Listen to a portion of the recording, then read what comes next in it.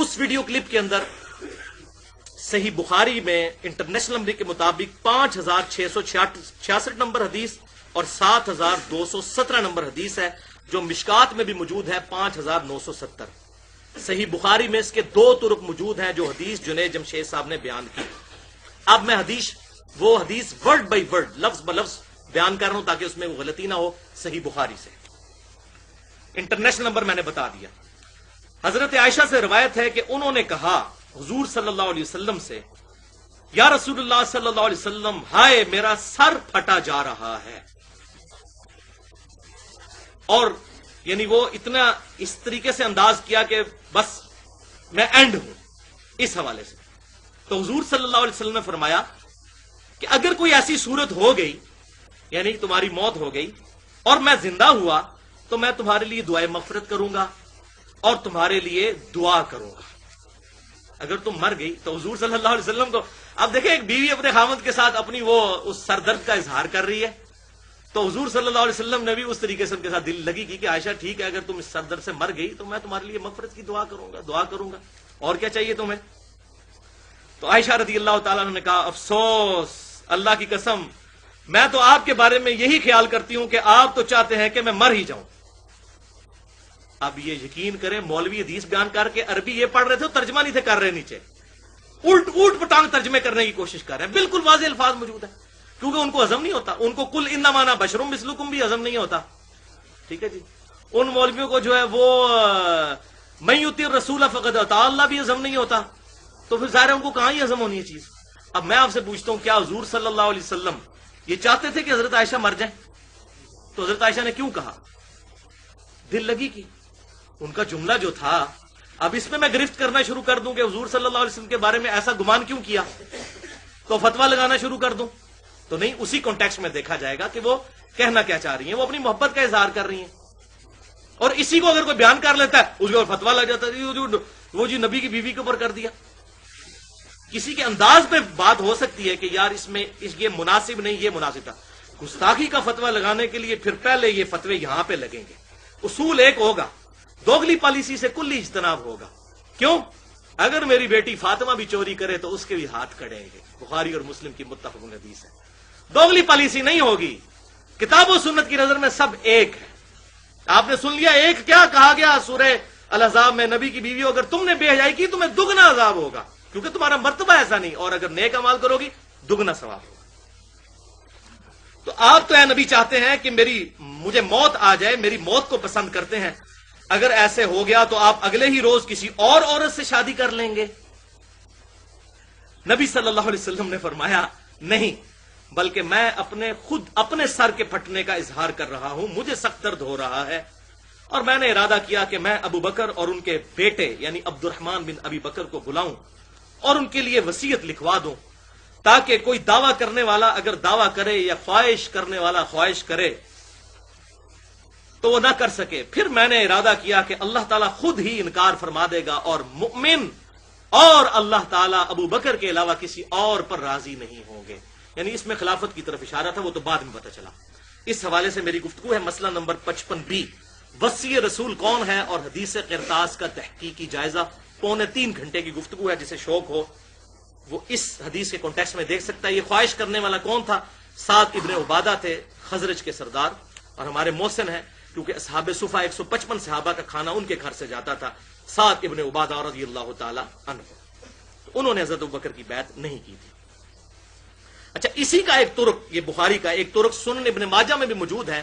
International number کے مطابق 1465، اور سنن دارمی میں بھی مقدمے میں 80 نمبر ہے، مشکات میں 5971 ہے، جس کو بریلوی بھی صحیح مانتے ہیں، دیوبندی بھی صحیح مانتے ہیں، اور اہل حدیث کی بھی اکثریت صحیح مانتی ہے، کیونکہ شیخ البانی اس حدیث کو صحیح کہتے ہیں اسی کے طرق کو. البتہ میرے نزدیک وہ روایت ضعیف ہے، کیونکہ اس میں امام زہری مدلس ہیں اور ان سے روایت کر رہے ہیں اور سما کی تصریح نہیں ہے، اسی لیے شیخ زبیر علی زئی صاحب نے بھی اسے ضعیف کہا. لیکن چونکہ اب یہ تینوں اہل سنت کہلوانے والے سے صحیح مانتے ہیں، لہٰذا میں اس کو ان کے لیے تو ریفرنس بنا سکتا ہوں، میں پیش کر رہا ہوں. اس کا ترک حوالہ میں نے دے دیا. مشکات میں اس کا نمبر 5971 ہے، سنن دارمی میں بھی اور سنن ابن ماجہ میں. عائشہ رضی اللہ تعالیٰ عنہ بیان کرتی ہیں، ایک روز رسول اللہ صلی اللہ علیہ وسلم جنازے سے فارغ ہو کر بقی سے واپس میرے گھر تشریف لائے اور آپ نے مجھے اس حال میں پایا کہ میرے سر میں سخت درد تھا اور میں کہہ رہی تھی ہائے ہائے ہائے، درد کی وجہ سے میرا سر پھٹ رہا ہے۔ آپ صلی اللہ علیہ وسلم نے فرمایا نہیں، بلکہ عائشہ میرا سر درد کی وجہ سے پھٹ رہا ہے۔ حضور صلی اللہ علیہ وسلم کا بھی سر مبارک جو ہے وہ درد کر رہا تھا۔ اب یہ محبت کا ہی رشتہ تھا کہ دونوں کا بیک وقت سر درد کر رہا تھا۔ پھر آپ صلی اللہ علیہ وسلم فرمایا عائشہ اگر تم مجھ سے پہلے وفات پا گئی تو تمہارے لیے نقصان تو نہیں ہوگا، ایسی صورت میں بتمہیں خود غسل دوں گا۔ ایتھے مولوی کہتے ہیں جی نکاح ٹوٹ جاندہ ہے جی، مرد اپنی بیوی کو، اب بھائی مرد سے زیادہ کون اہل ہے کہ غسل دے؟ مصنف عبدالرزاق میں صحیح سند کے ساتھ موجود ہے کہ سیدہ فاطمہ کو مولا علی نے غسل دیا تھا۔ مولا کا مطلب دلی محبوب، من کنت مولا ہوں فہذا علی مولا، حدیث متواتر ہے جامعہ ترمذی سنن نسائی الکبریٰ کے اندر، مسند امام احمد کے اندر، جس کا جگری یار میں اس کا جگری یار علی۔ مولا علی نے خود غسل دیا ہے سیدہ فاطمہ کو، مصنف عبدالرزاق میں صحیح سند کے ساتھ موجود ہے۔ یہ کہتے ہیں نگاہ ٹوٹ جاتا ہاتھ نہیں لگا سکتا، وہ جی عورت لا سکتی مرد نہیں لا سکتا۔ اچھا یہ، اور میں نے دیکھا ٹی وی مولوی یہ حدیث بیان کر رہا ہے اور کھا گیا یہ الفاظ بیچ میں سے، اور اس نے سبز پگڑی پہنی ہوئی ہے، مفتی ہے دعوت اسلامی کا، عربی پڑھ رہا ہے، ترجمے بھی غلط کرتا جا رہا ہے، اور یہ بیچ میں سے کھا گیا کیونکہ اس کا بابا بیچ میں آنا تھا، ان کی فقہ میں تو یہ چیز حرام تھی، تو انہوں نے کہا بابا جی نو پہلے بچاؤ اپنے، حدیث نو کیا کرنا ہے، حدیث تک ہی جائے گی۔ تو یہ الفاظ ہی وہ سکپ کر گیا، اگر واضح الفاظ موجود ہیں کہ میں تمہیں غسل دوں گا، تمہیں کفن پہناؤں گا، تمہاری نماز جنازہ پڑھوں گا اور تمہیں خود دفن کروں گا۔ حضرت عائشہ نے کہا اللہ کی قسم آپ کے متعلق میرا بھی یہی خیال ہے کہ اگر آپ نے اس طرح کیا تو آپ میرے گھر واپس آئیں گے، پھر اپنی کسی بیوی کے ساتھ صحبت کریں گے۔ یہ سن کر حضور صلی اللہ علیہ وسلم مسکرا پڑے۔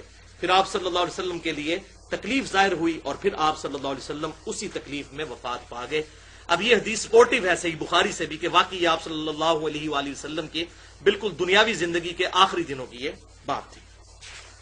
بہرحال اس کے ساتھ یہ حدیث انہوں نے بیان کی۔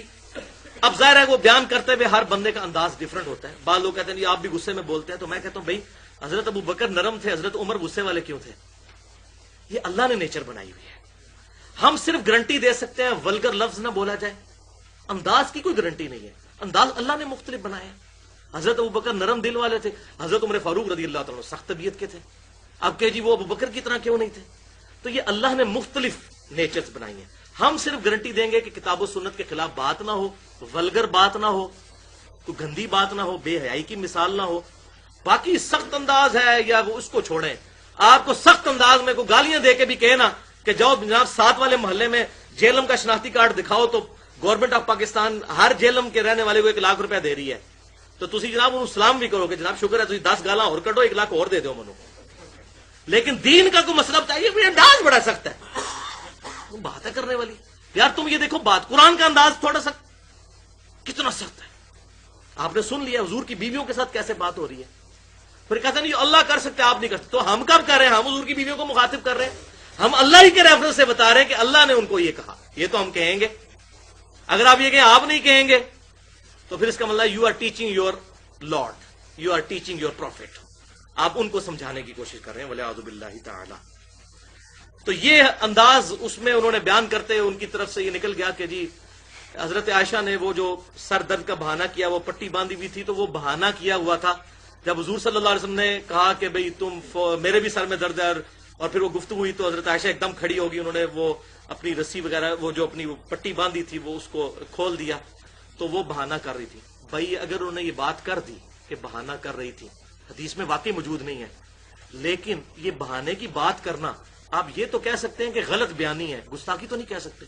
بہانہ تو قرآن میں آیا کہ شاید کے معاملے میں کیا، بخاری اور مسلم میں آیا واضح بہانہ کیا کہ آپ صلی اللہ علیہ وسلم کے منہ مبارک سے بو آتی ہے۔ تو ایسا ہوتا تھا، بیویاں ایسا کرتی ہیں اپنے خامدوں کے ساتھ، یہ دل لگی کی بات ہے، اور وہ اپنے لیکچر میں بھی میاں بیوی کی محبت کا ریلیشن شپ بتا رہے تھے۔ اگر انہوں نے یہ بات کی تو آپ اس کو غلط بیانی کہہ سکتے ہیں، انداز کے بارے میں کوئی بات ہو سکتی ہے، گستاخی کا فتویٰ تب لگائیں گے جب وہ کتاب و سنت سے ٹکرائے گی آ کے بات۔ اس حوالے سے یہ کتاب و سنت میں ویسی بات ہی کبھی نہ ہوئی ہو، میں نے آپ کو کتنی باتیں آیات پڑھ کے بتا دیں کہ ایسے معاملات ہوتے تھے۔ اور پھر انہوں نے کہا کہ بیوی تو بیوی ہوتی ہے چاہے کسی نبی کی کیوں نہ ہو، بالکل کوئی غلط بات ہے، یہ نبی کی بیویوں کے بارے میں 2 رکوع میں نے پڑھ دی ہیں نا، عورت کا تو معاملہ ویسا ہی ہے. آپ صلی اللہ علیہ وسلم کی صحیح بخاری میں حدیث ہے, میں اپنے بعد سب سے بڑا فتنہ آزمائش اپنی امت میں عورت چھوڑ کے جا رہا ہوں. اور دوسری حدیث وہاں پہ انہوں نے بیان کی جو حوالہ نہیں دیا, میں حوالہ دیتا ہوں. صحیح بخاری میں 5186, صحیح مسلم میں 3643 اور 3644, متفق علیہ حدیث بخاری اور مسلم کی. آپ صلی اللہ علیہ وسلم نے فرمایا عورتوں کے ساتھ خیر و بھلائی سے پیش آؤ کیونکہ وہ پسلی سے پیدا کی گئی ہیں اور پسلی کا اوپر والا حصہ ٹیڑھا ہی ہوتا ہے. اسے سیدھا کرنے کی کوشش نہ کرو ورنہ تم اسے توڑ بیٹھو گے, اور پسلی کو توڑنا اپنی بیوی کو طلاق دینا ہے. توڑنے کی کوشش نہ کرو, اس سے نفع اٹھاؤ. تو یہ کیٹاگوریکل مینشن کیا آپ صلی اللہ علیہ وسلم نے. جو بھی عورت ہے اس کے معاملے میں ایسا ہی معاملہ ہے. تو اس میں کوئی گستاخی والا پہلو نہیں. آپ یہ کہہ سکتے ہیں کہ یہ الفاظ اس حدیث میں موجود نہیں تھے, لیکن آپ ذرا ٹی وی اٹھا کے دیکھیں, سوشل میڈیا دیکھیں, کسی بندے نے یہ حدیث بیان ہی نہیں کی ہے کہ یار اس نے کیا کہا, اصل بات یہ تھی لیکن اس نے یہ بیان کی. وہ پتہ کیوں نہیں کہتے؟ وَأَنْتُمْ تَعْلَمُونَ, تم جانتے تو ہو. اپنے ٹیڑھ تو کپڑا چکیا جائے گا انہوں نے. وہ تو انہاں چیزوں بیان کر رہے ہیں, گستاخی سمجھتے ہیں. وہ کیسے بیان کریں گے؟ یہ جو میں نے جو کچھ بیان کیا ہے یہ کس طرح جرت ہے کہ یہ بیان کر دیں؟ اس لیے وہ کہتے ہیں گستاخی ہوگی گستاخی. اور مجھے دکھ ہے, کیا بریلوی, کیا دیوبندی, کیا اہل حدیث سب نے ایکا کر لیا ہوا ہے, اور پھر مولوی ٹی وی پہ آ کہہ رہے ہیں نہیں جی آپ تو توبہ نہیں, معاملہ بہت آگے جا چکا ہے. توبہ تواڈے بابیاں نے جو کارنامے کیتے نا, میں دسنا وا معاملہ کتنے گیا. تواڈی جے اگر غیرت ہوئی نا تے تسی انہاں دی قبریں تو لاشاں کٹ کے انہاں نے ٹنگو گے. تواڈے فتوے دے تحت, میرے فتوے کے تحت نہیں, ان کے فتوے کے تحت, کیونکہ ان کے رجوع کوئی نہیں ریکارڈڈ ہے. جنید جمشید صاحب کا رجوع ریکارڈ ہے. اگر کوئی معاملہ تھا تو معاملہ رفع دفع ہو گیا. تو میں حوالے دیتا ہوں ان کے کہ ان کے بزرگ کیا کیا کارنامے جو ہیں وہ کر کے گئے ہیں. تو ایکا کیے ہوئے ہیں. اور بلکہ وہ بندہ جو کل تک صحابہ اکرام کے بارے میں بکواس کرتا تھا, ٹھیک ہے, ڈاکٹر عامر لیاقت, جس کی گستاخیاں ریکارڈڈ موجود ہیں, میں نے خود دیکھا ہے اس کو کلپ میں. وہ جیو کے مارننگ شو میں کہہ رہا ہے کہ جو عائشہ کے دامن کے بارے پہ چھینٹا اٹھائے وہ کسی فاحشہ سے ہے. اب یہ عائشہ اور فاحشہ کو مکس کرنا گستاخی نہیں ہے؟ یہ ردیف قافیے میں لانا. اور کہتا معاملہ بہت آگے جا چکا ہے. اور جب تو بکواس کر رہا تھا رافضیوں کی مجلس میں کہ کہاں مر گئے بیٹیاں دینے والے ابو بکر اور عمر کو, تو یہ بدوائیں دے رہا تھا اپنے لیکچر میں, اس وقت تجھے حیا نہیں آئی تھی. آج تو ماچا بن گیا اہل بیت کا.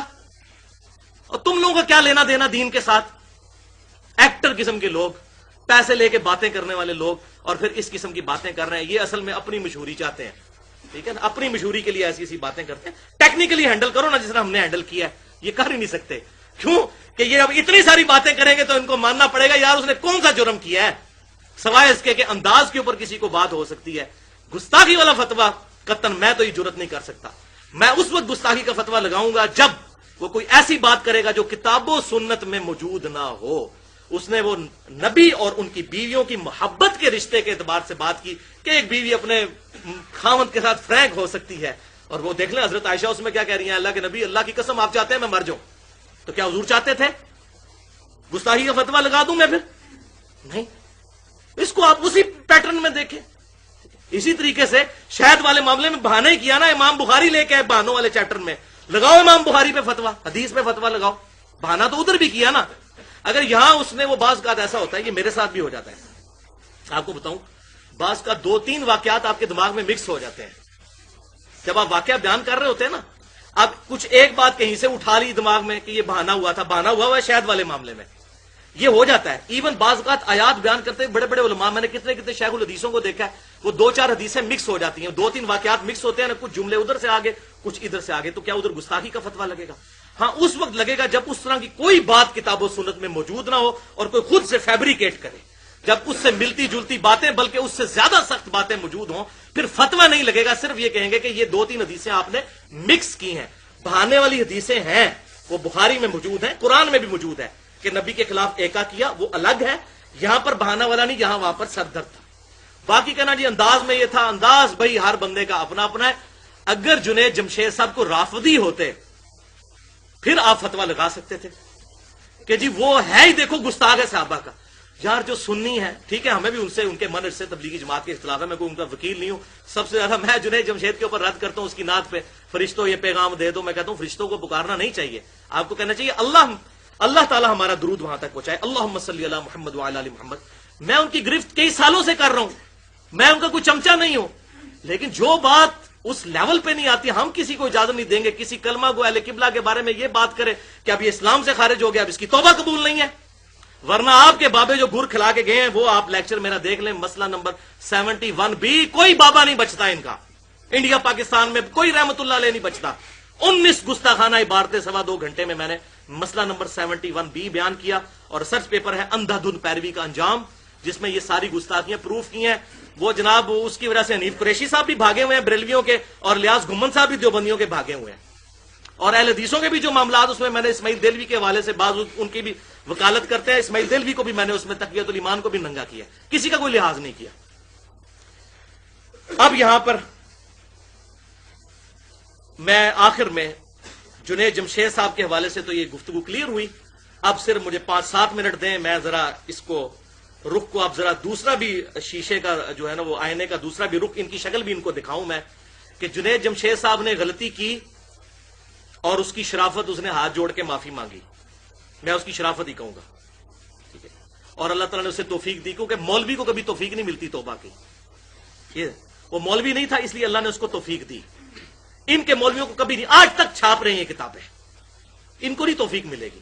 یہ وکالت کریں گے اپنے بابوں کی. اس سے ہی فرق ظاہر ہو جاتا ہے. ایک بندہ اتنی لگژریس لائف چھوڑ کے آیا ہے, اللہ تعالیٰ نے اس کو توبہ کی توفیق دینی تھی, اور ابھی کچھ ماچے کہہ رہے ہیں جی پتہ نہیں قبول ہوئی ہے کہ نہیں توبہ ہوئی. تو اسی کرنی قبول دیکھو. اور قرآن کہہ رہا ہے کہ جی جس نے توبہ کر لی سچے دل سے, اللہ تعالیٰ اس کے گناہ بھی سچے دل سے توبہ کر لی اس نے, جب اس نے اپنی غلطی کا اعتراف کر لیا. تو مامے لگ دے ہو, اپنے بابے دی غلطیاں نے بھی دفاع کرتے پھر رہے ہو. اور جو بیچارہ ویڈیو میں ریکارڈ کروا رہا ہے ہاتھ جوڑ کے جی میں معافی مانگتا ہوں اعلانیہ توبہ کرتا ہوں, اور آپ کہہ رہے ہیں جی پتہ نہیں قبول ہوئی ہے کہ نہیں ہوئی ہے. میں دسنا کہ نہ دی قبول ہوئی اے نا بابیاں دی, تیناں دی, بریلوی دیوبندی اہل حدیث تینوں کے بابے میں ابھی پوسٹ مارٹم کرنے لگا ہوں.